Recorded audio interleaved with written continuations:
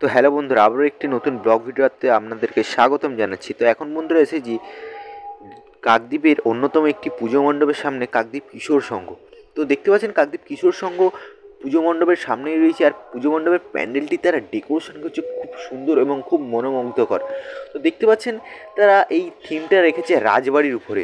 তো দেখতে পাচ্ছেন তাদের প্যান্ডেলের থিম আছে রাজবাড়ি। তো দেখুন তারা কত সুন্দর ডেকোরেশন করেছে। তো এখন আমরা পুজো মণ্ডপটির ভেতরে প্রবেশ করছি।